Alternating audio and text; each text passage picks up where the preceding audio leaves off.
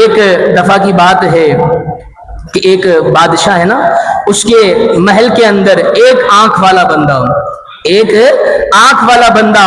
وہ پیش کیا جاتا ہے، اور بیان یہ کیا جاتا ہے کہ یہ اتنا منحوس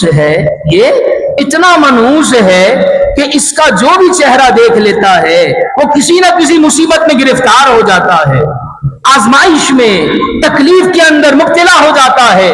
بادشاہ کہتا ہے میں کیسے مانوں؟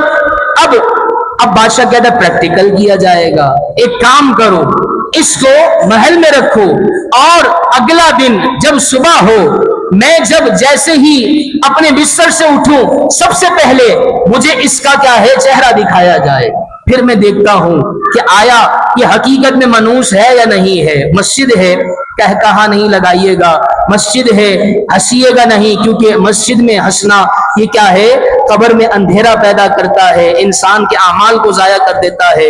میں آپ کو صرف یہ سمجھانے کے لیے کہ کوئی چیز، کوئی شخص، کوئی وقت، کوئی مہینہ یہ منحوس نہیں ہوتا، بلکہ یہ ہم پر آنے والی آزمائش کا وقت ہوتا ہے۔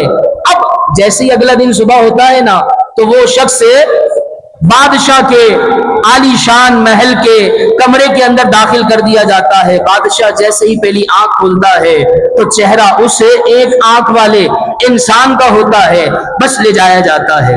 اب تیار ہوتا ہے، تیار ہونے کے بعد بادشاہ کہیں جا رہا ہوتا ہے تو جیسے ہی اپنے جوتے پہنتا ہے تو جوتے کے اندر جیسے ہی پاؤں داخل کرتا ہے نا، تو اس کو کوئی چیز ڈنک مارتی ہے۔ جب وہ جوتا نکالا جاتا ہے تو کیا دیکھا جاتا ہے، اس جوتے کے اندر ایک زہریلا بچھو موجود ہوتا ہے۔ اب وہ ڈنک مار دیتا ہے۔ اب وہ بادشاہ کہتا ہے ہاں یار یہ تو بڑا منحوس ہے، جیسے ہی میں نے اس کا چہرہ دیکھا مجھ پر آزمائش آ گئی، مجھ پر تکلیف آ گئی۔ اب کیا ہوتا ہے، حکم نامہ جاری کیا جاتا ہے کہ اس کو قید میں ڈال دیا جائے تاکہ کوئی اور تکلیف کے اندر مبتلا نہ ہو۔ اب بادشاہ کو ٹریٹمنٹ کیا جاتا ہے، بادشاہ کچھ وقت کے بعد صحیح ہو جاتا ہے۔ صحیح ہونے کے بعد بھی وہ کیا ہوتا ہے، جیل کے اندر گرفتار ہوتا ہے، وہ بیڑیوں کے اندر گرفتار ہوتا ہے، اس کو بند کر دیا جاتا ہے۔ بالآخر ایک سمجھدار وزیر بادشاہ کے پاس جاتا ہے، اور بادشاہ کے پاس جا کر کہتا ہے عالی جناب مان کی عرض کروں تو کچھ خدمت آپ کے سامنے۔ اب پہلے ہی کیا ہے، وہ کہہ دیتا ہے کہ برا نہیں مانیے گا، آپ نے یہ حکم نامہ جاری کر دیا کہ یہ شخص کیا ہے، منحوس ہے۔ کیوں؟ کیونکہ آپ نے اس کا چہرہ دیکھا، اس کو کیا ہے، اس کا چہرہ دیکھنے کی وجہ سے آپ کے اوپر تکلیف آئی، آپ کو بچھو نے ڈنک مار لیا۔